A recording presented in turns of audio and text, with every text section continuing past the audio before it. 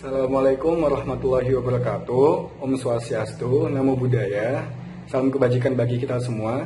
Perkenalkan, kami dari kelompok 8 ingin menjawab pertanyaan yang telah diberikan di minggu sebelumnya.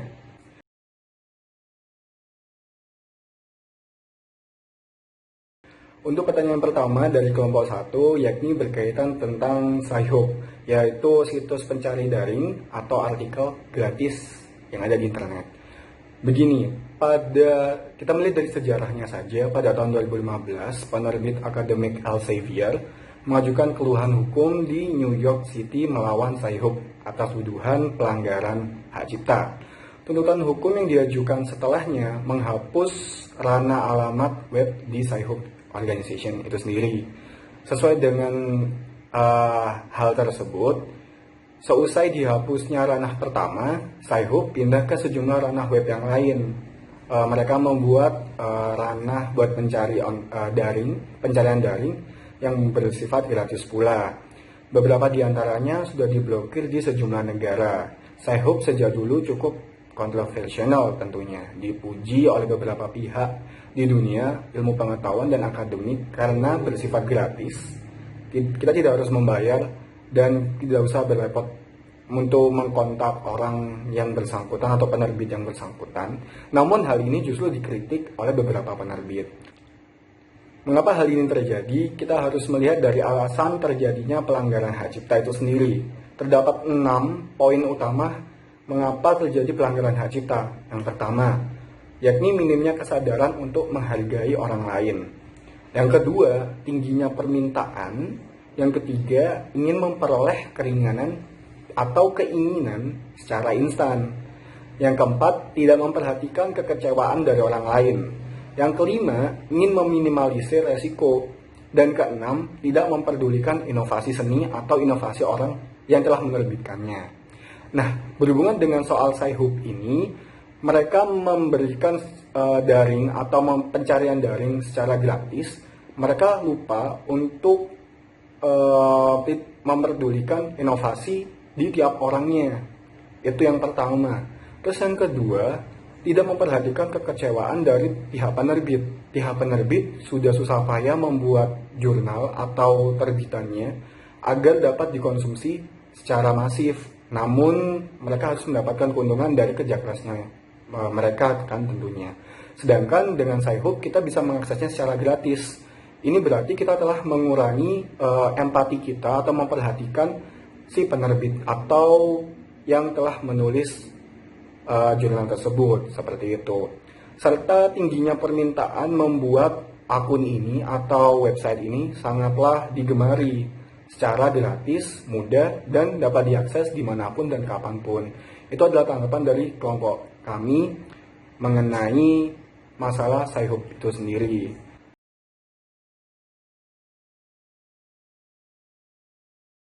Untuk pertanyaan kedua dari kelompok 1, yakni jawaban dari kelompok 8 boleh. Boleh karena terdapat pengembangan dari inovasi di perusahaan sebelumnya. Tidak persis sama, seperti itu. Kita boleh membawa inovasi yang telah dibawa di perusahaan sebelumnya untuk kita kembangkan di perusahaan yang kita naungi sekarang. Itu demi apa? Demi keberlangsungan perusahaan yang kita naungi sekarang, agar tidak bisa stagnan atau terus berkembang, seperti itu. Seperti contohnya industri telepon genggam. Kita bisa tahu telepon genggam pada tahun-tahun sebelumnya tidak menggunakan fingerprint. Diperkenalkan pertama oleh salah satu perusahaan menggunakan fingerprint.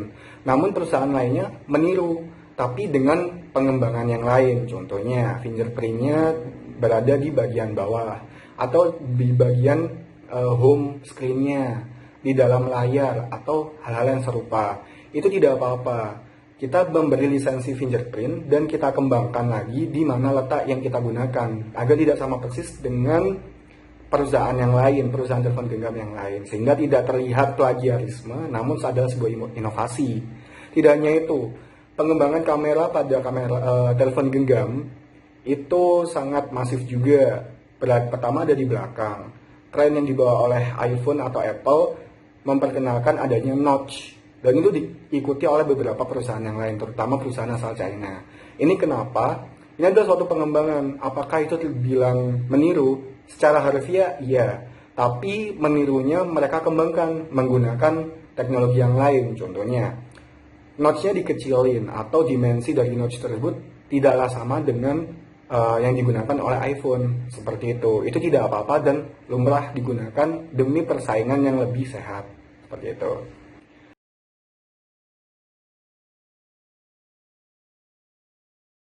Untuk pertanyaan kedua dari kelompok 2, terima kasih pertanyaan yang sangat bagus. Menurut kami, bagaimana membangun sistem haki, paten, dan rahasia dagang di Indonesia yang efektif, wajar, dan realistis. Begini, kita mengacu dari 6 pokok yang telah saya bawakan tadi.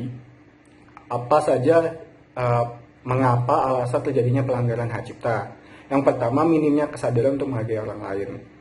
Di sini mungkin dari pihak pemerintah, pihak promotor, ataupun dari pihak konsumen harus sadar untuk menghargai hak cipta atau karya orang lain agar tidak timbul plagiarisme atau lebih mengutamakan kalau itu penting gitu loh. Hak cipta setiap orang itu perlu. Itu termasuk salah satu kita menghargai, memberikan empati dan memberikan apresiasi terhadap penerbit atau terhadap orang yang telah menggunakan hak cipta tersebut. Begitu. Dan yang kedua, tingginya permintaan. Ini yang kadang susah kita hindari, seperti banyak sekali sepatu, contohnya salah satu merek ternama yang diplagiatkan atau dibuat KW contohnya seperti itu. Itu memang somehow terlihat lumrah di Indonesia karena emang permintaan yang tinggi, masyarakat Indonesia yang mengikuti kegiatan atau kayak mengikuti tren namun menggunakan low budget. Jadi mereka menggunakan sepatu KW. Ini yang perlu kita tekankan agar masyarakat kita lebih aware. Kita somehow tidak harus mengikuti tren yang diadakan oleh luar negeri atau tren yang sedang berlangsung di negeri kita.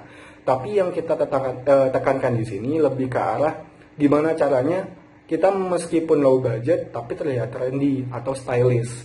Itu adalah mindset yang harus ditanamkan di setiap individu di masyarakat kita. Oleh sebab itu, jika kita meningkatkan hal seperti ini, menyadarkan masyarakat kita dan juga mengurangi permintaan akan barang tersebut sehingga tidak terjadi plagiarisme, maka hal ini bisa ditekan agar tidak terjadi pelanggaran hak cipta. Terus yang ketiga, ini memperoleh keinginan secara instan. Somehow kita menggunakan low budget itu sendiri untuk seperti kayak kita menggunakannya tidak harus berusaha terlalu lebih untuk mendapatkan hal tersebut. Contohnya, kita nggak harus berhemat sampai 20 tahun untuk membeli suatu hal yang kita inginkan. Kita cukup membeli yang barang KW-nya aja. Atau kita menggunakan e-book yang gratis tapi itu adalah sumber yang ternama seperti itu. Ini adalah mindset yang harus kita tekankan lagi kepada masyarakat agar tidak menggunakan cara instan, meskipun hal itu memang sangat baik atau emang udah wajar dilakukan toh instan gitu. Mindset ini harus kita ubah di masyarakat kita. Somehow jika kalian ingin mendapatkan jurnal yang baik, maka kalian harus menabung untuk mendapatkan jurnal tersebut atau setidaknya melakukan regulasi atau lobbying terhadap penerbit agar mendapatkan hak cipta tersebut bahwa itu legal seperti itu.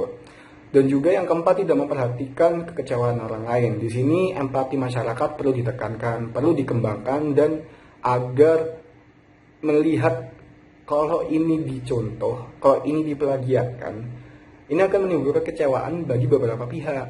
Oleh sebab itu, ini harus banget memberikan inovasi kepada masyarakat bahwa mindset seperti ini harus dikembangkan loh gitu. Ini diperlukan beberapa kolaborasi dari pihak pemerintah, pihak penerbit atau promotor atau yang mengeluarkan lisensi seperti itu, serta mindset dari masyarakat kita sendiri. Cara mengubah mindset dimulai dari apa yang kita lihat, apa yang kita lakukan sehari-hari contohnya.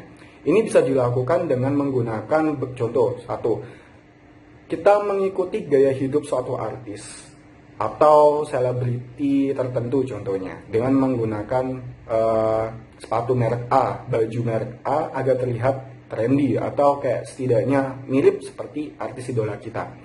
Ini yang perlu kita tekankan. Meniru artis idola itu baik, itu wajar buat dilakukan. Tapi apakah itu affordable buat kita? Apakah dengan meniru atau menjiplak atau menggunakan barang KW-nya itu baik buat si artisnya, atau hanya demi melakukan plagiarisme atau cosplay harus terlihat harus mengorbankan empati kita terhadap sang penerbit atau kayak pencipta dari karya tersebut? Itu yang perlu kita tekankan. Jadi mungkin kita bisa meniru tapi dengan merek yang lain, atau tidak menggunakan merek tersebut tapi bentuknya sama, warnanya cukup sama sehingga terlihat kayak oh mereknya ini. Oh, jadi selain menggunakan merek A, kita bisa menggunakan merek B, harganya lebih murah. Jadi seperti itu. Selanjutnya adalah pertanyaan dari Rashid, kelompok 4. Ya, saya izin menjawab dari kelompok 8. Untuk informasi sedikit ya, kalau misalnya barang KW sama barang palsu itu ada aturannya sendiri di Undang-Undang 15 tahun 2001 tentang merek. Nah, lalu bagaimana sih caranya menekan distribusi barang KW di Indonesia serta menurunkan minat masyarakat Indonesia terhadap barang KW?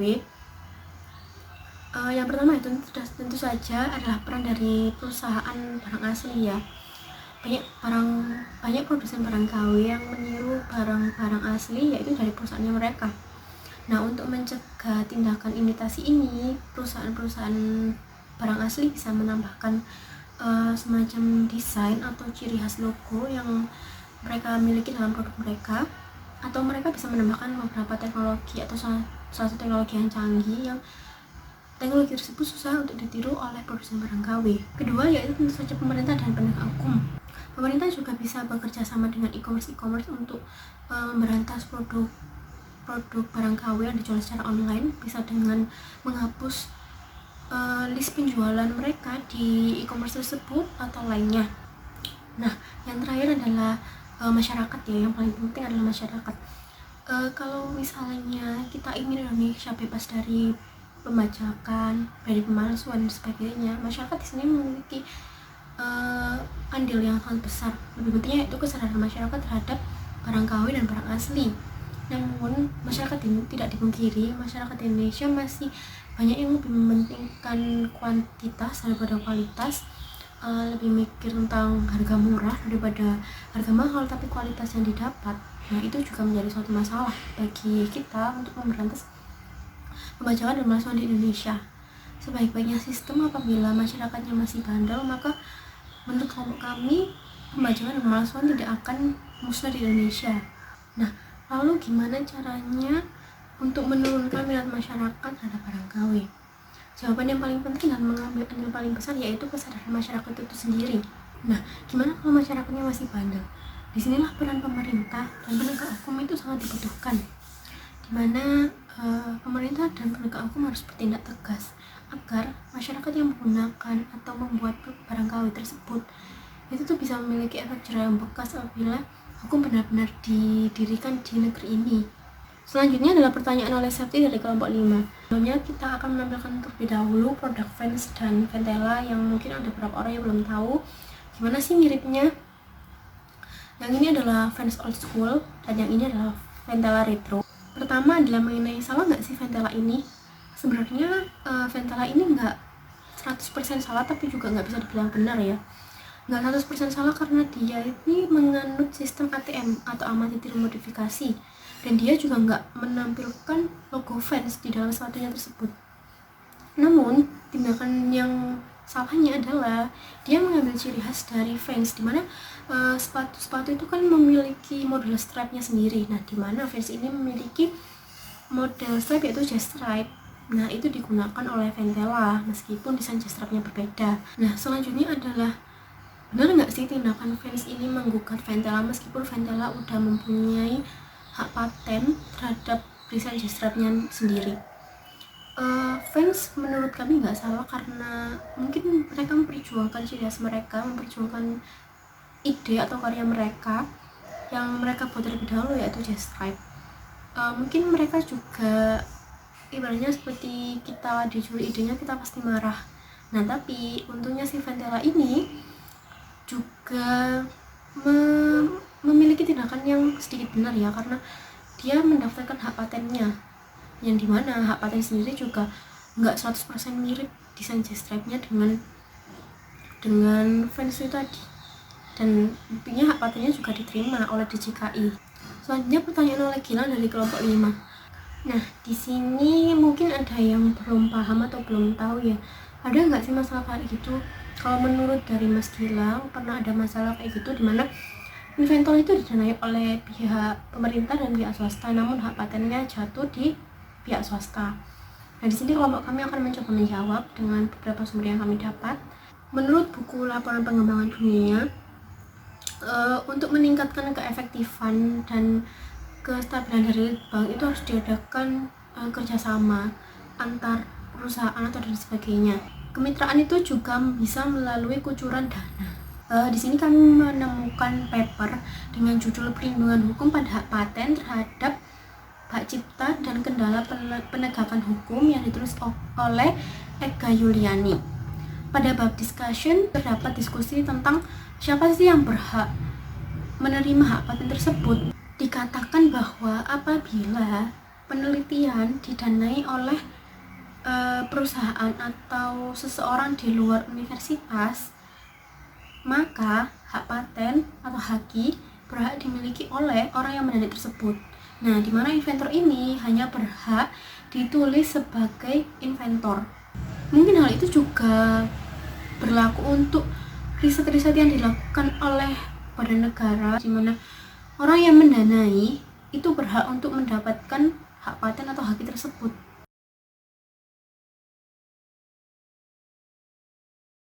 Saya Elia Al-Fatihah, NRP 28 akan menjawab pertanyaan dari kelompok 3. Mengapa DJKI tidak menindak secara langsung terhadap produsen barang KW?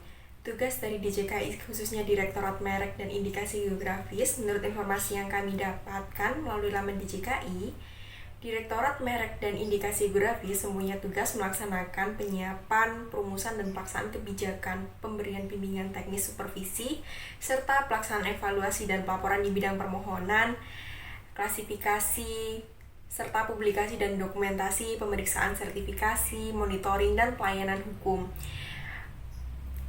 dan indikasi geografis, serta fasilitasi komisi banding merek.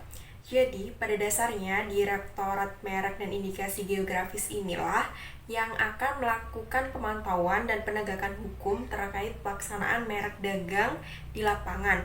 Akan tetapi, untuk melakukan tindakan terhadap pihak yang menjual barang KW, tetap harus ada pengaduan terlebih dahulu dari pemilik merek atau pemegang lisensi.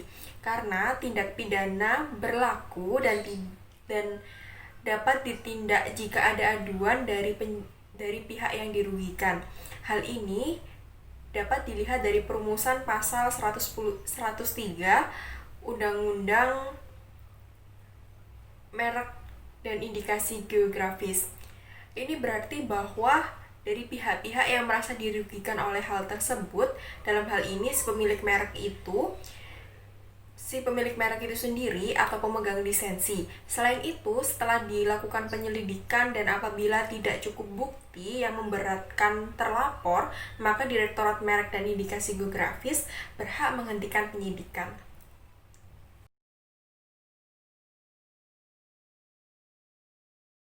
Selanjutnya, saya akan menjawab pertanyaan dari kelompok 6.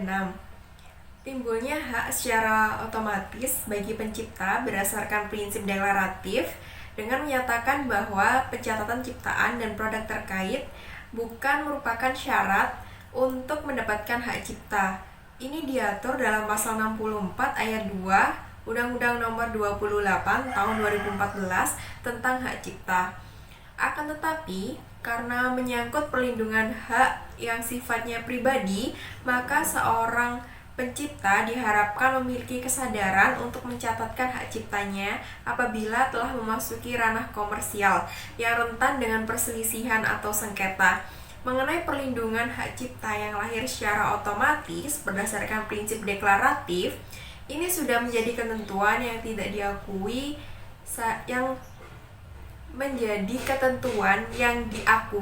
tidak saja secara nasional, tetapi juga pada lingkup internasional. Jadi, meskipun seseorang berada di negara yang berbeda, selama negaranya termasuk dalam negara penandatanganan Berne Convention, maka ketentuan itu berlaku pula di negara-negara tersebut. Hanya saja kemudian pada penerapannya masih banyak yang belum memahami dengan baik.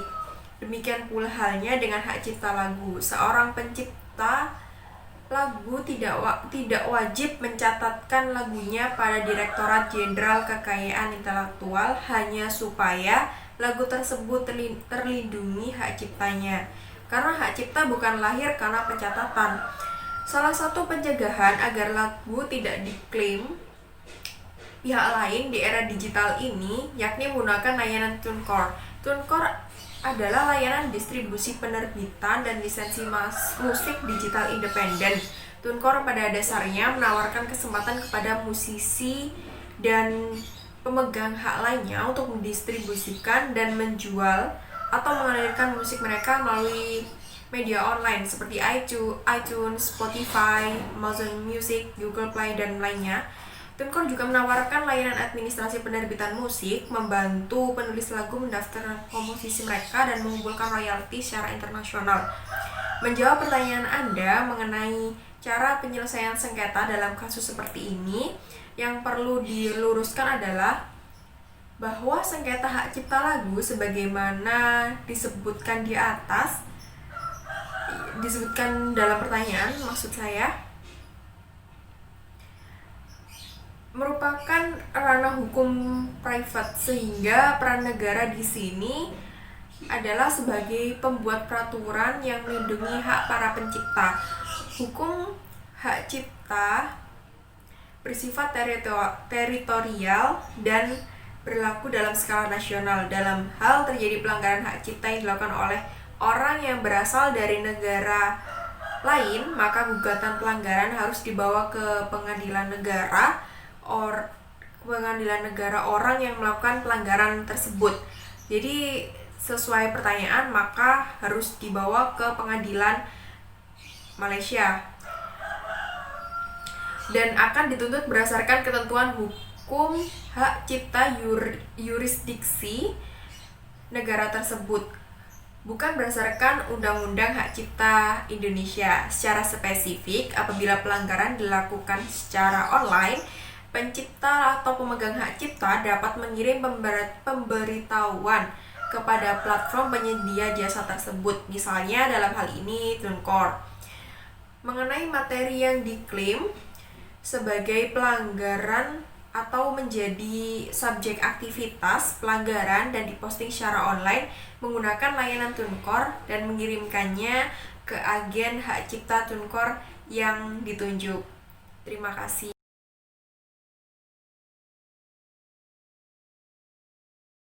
Selanjutnya, pertanyaan dari kelompok 7. Untuk mengurangi terjadinya pelanggaran kasus haki sendiri, dibutuhkan peran dari semua aspek untuk turut serta dalam pencegahannya, mulai dari pemerintah, masyarakat, hingga pemilik merek dagang itu sendiri. Peran pemerintah yakni membuat peraturan dan menegakkannya, seperti pada undang-undang mengenai perdagangan produk atau barang palsu atau yang juga dikenal sebagai barang KW, yang diatur dalam pasal 100 hingga pasal 102 Undang-Undang Merek dan Indikasi Geografis. Pemilik merek yang berlisensi juga harus turut aktif apabila dirasa ada pihak atau oknum yang merugikan merek dagang mereka, agar undang-undang dapat ditegakkan. Akan tetapi, hal ini tidak luput perlu adanya tingkat kesadaran masyarakat itu sendiri untuk mengurangi pembelian barang-barang KW atau dengan mengganti menggunakan barang produk lokal. Suatu produsen barang KW tidak akan memproduksi jika tidak ada permintaan dari pelanggan. Jadi intinya hal ini kembali lagi pada masyarakat. Untuk itu baiknya kita mulai dari diri sendiri untuk tidak membeli barang KW dan mulai membeli produk lokal dengan kualitas yang sama. Sekian jawaban dari kelompok 8. Terima kasih atas pertanyaan dan waktunya. Tak lupa untuk selalu menjaga kesehatan selama pandemi. Sekian dari kelompok 8. Terima kasih. Wassalamualaikum warahmatullahi wabarakatuh.